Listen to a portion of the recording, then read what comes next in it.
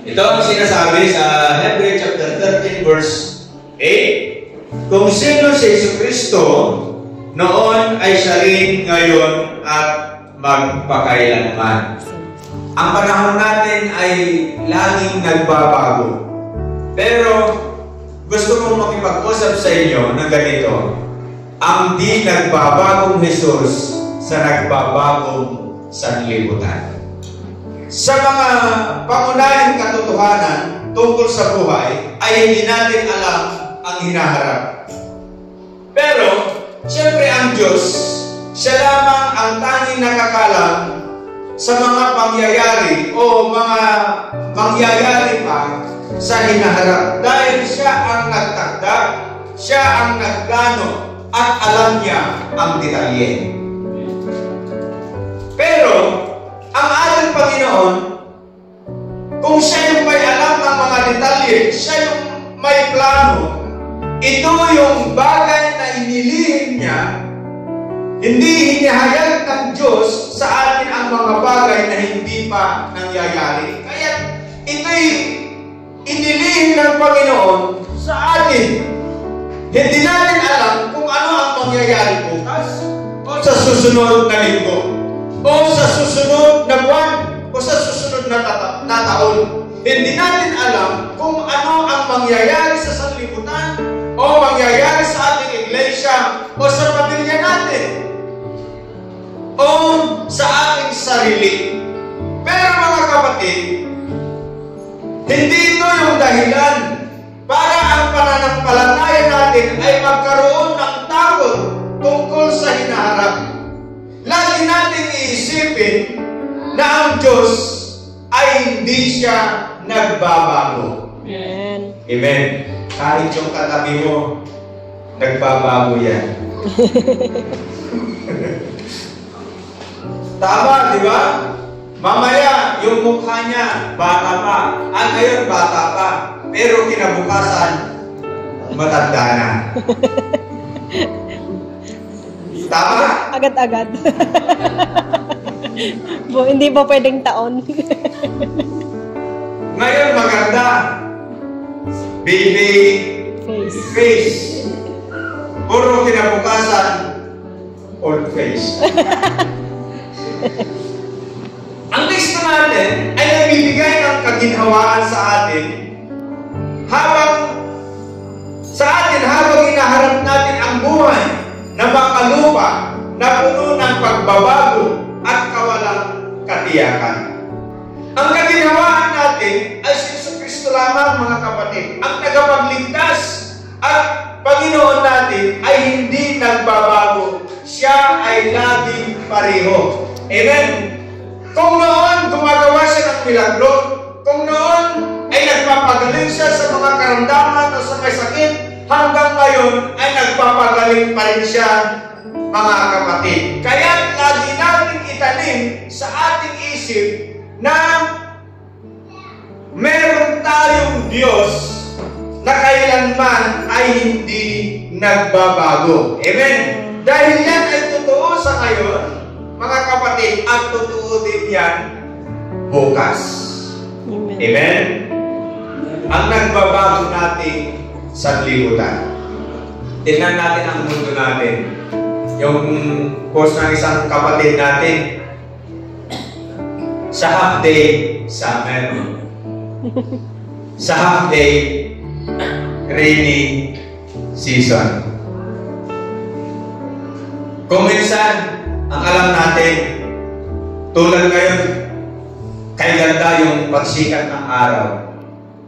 Hindi natin alam kinabukasan o sa loob ng isang linggo, diretso na uulan yan. Kaya, ibig sabihin, ang sanlibutan natin ay nagbabago. Pabago-bago yung klima natin. Pabago-bago yung mga pangyayari sa bawat araw, mga kapatid. Nabubuhay tayo sa nagbabagong sanlibutan. Lahat ng nakikita natin at nalalaman natin ay laging nagbabago. Di ba? Ibig sabihin na walang permanente sa buhay na ito. Walang nanatiling pareho na napakatagal. Ang ibang mga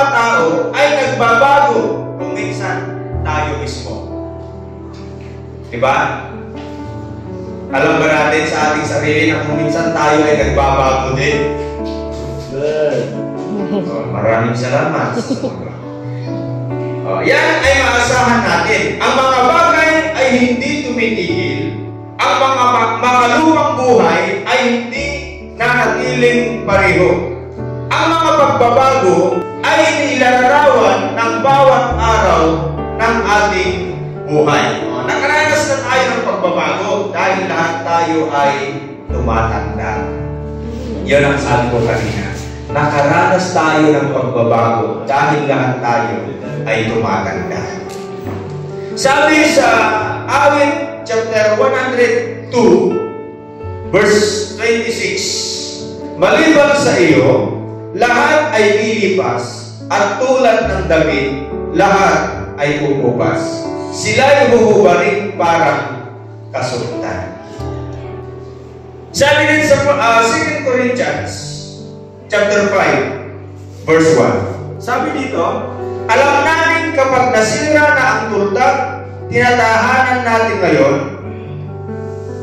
ang ating katawang lupa, kami may tahanan sa langit na hindi kailanman masisira. Isang tahanan ginawa ng Diyos at hindi ng tao. Amen? So, ang mga bagay dito sa mundo, dahil sa ating pagtanda, hindi mo magagawa yung ginagawa mo noon, hindi mo na pwedeng gawin ngayon. Dahil, yun nga, lahat tayo ay tatanda. Lahat tayo ay pupunta sa paghihina ng ating katawan. Nakaranas tayo ng mga pagbabago kung minsan sa loob ng pamilya. Diba? Kung minsan, yung good relationship, ito nagiging worse. Ito nagbabago. Pero nagpapasalamat tayo sa ating Panginoon dahil nandyan siya na Diyos natin, na kahit kung minsan nagbabago yung ugali natin, ibinabalik ng Diyos, ipinapaalala ng Diyos sa atin na tayo ay Kanyang binago. From sinful to holy. Kaya mga kapatid, sa umagang ito, lagi natin tatandaan na ang sanlibutan, ang mundo natin, nagbabago yan. Pero ang Diyos natin ay laging nandyan na nagpapaalala na hindi siya nagbabago. Kung minsan ang trabaho natin nagbabago din. Yung trabaho natin, siguro maraming mga customers, kinabukasan, bakit parang ang kunti ang pumupunta? Minsan yung mga trabaho natin, kay ganda ngayon, pero kinabukasan, hindi naman ulit maganda. Kaya mga kapatid, ang trabaho at ang kita mo ngayon ay hindi mananatiling pareho. Maaari ring mawala sa iyo ang trabaho at ang kita mo at ng lahat ng pag-aari mo. Yun ang trabaho. Yun ang nagbabago sa ating sanlibutan. Ang mga kaibigan natin ay nagbabago. Nasubukan niyo na ba na nagkaroon ng kaibigan at yung usapan ninyo, kahit may asawa na tayo, kahit matanda na tayo, magkaibigan pa rin tayo? Meron mga magkaibigan na ganun ang nangyari sa kanilang mga buhay. Hanggang sa pagtanda nila, magkaibigan sila. Pero meron din mga magkakaibigan na kahit ganun yung usapan, kinabukasan, parang hindi na sila magkakilala. May maaaring pala kaibigan sa iyo ngayon, sabi dito, pero bukas tatalikod siya sa iyo at magpupuot siya sa iyo. Diba kung minsan hindi natin maiiwasan? Lalo na kung meron mga bagay na hindi pagkakaintindihan, mga kapatid. At yun ang nagbabago sa pagkakaibigan ninyo. Pero sa mga anak ng Diyos, kahit ganun yung mga nangyayari, meron man yung mga gaps, meron man yung mga bagay na hindi pagkakaintindihan kung minsan, maraming salamat sa Diyos kasi nandyan siya. Amen. Amen? O pagpanatilihin yung mabuting pagkakaibigan ng mga mananampalataya sa Diyos. Amen? O yung mga pagbabago sa ating lipunan, yan na hindi magtatagal, ay madaling mangyayari dahil sa yun na, minsan, di ba? Yung mga sa government natin, magkakaibigan sila ngayon, pero pag darating na yung eleksyon, pag hindi na sila magkasama sa grupo, wala na naman. After election, magkaibigan na naman. Diba? Lahat pabago-bago. Kaya lagi natin tatandaan, kung minsan ito yung gumagawa sa atin na magkaroon tayo ng takot, kung minsan paano na kaya yung kinabukasan natin, paano na kaya yung buhay natin bukas. Pero lagi natin iisipin na may Diyos tayo na hindi nagbabago. Lagi natin yung tatandaan. Amen? O ang Jesus na di nagbabago. Pangalawa, ang Jesus na di nagbabago. Ang pangalan na Jesus ay pangalan na ibig sabihin tagapagligtas. Diba yung Jesus?